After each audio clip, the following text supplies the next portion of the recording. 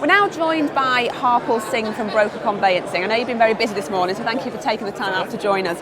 You've come up from Surrey. What makes the journey worthwhile for you to come up here to the FSE today?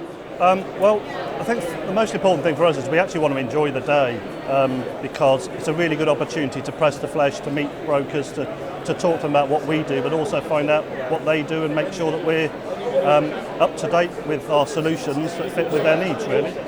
So instructions are on the rise. Do you think this is a trend that is set to continue throughout 2014, would you say? Certainly is for us. We expect our instruction numbers to carry on climbing, but the main reason for that is that we're finding about 30 to 40 brokers are using us, new brokers are moving to us every month.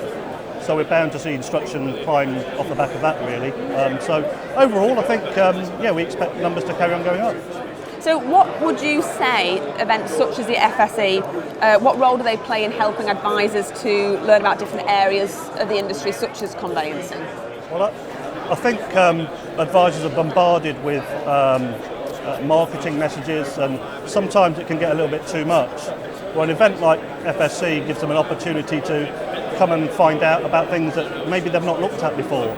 But equally, we're all creatures of habit, and sometimes it's about giving them an alternative to what they're doing at the moment. So I think it's invaluable, really, and there's not many of these events, and I think it's really good that advisors should make the most of them, really. So with the advisors, what advice would you give them, do you think, to be able to adapt to the regulatory landscape?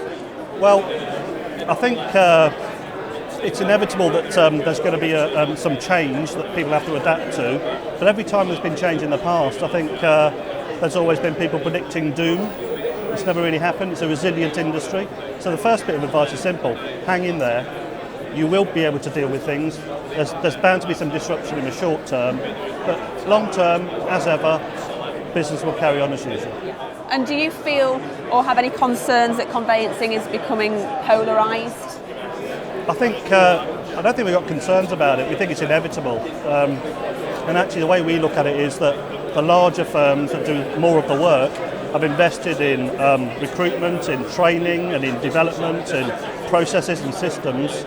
They've driven prices down, they've driven service standards up, and if it weren't for their capacity and their ability to do the volumes, I think the industry would be in trouble because there's not enough conveyancers out there to do the work. So obviously the larger guys doing more work, I think it's plugging the gap.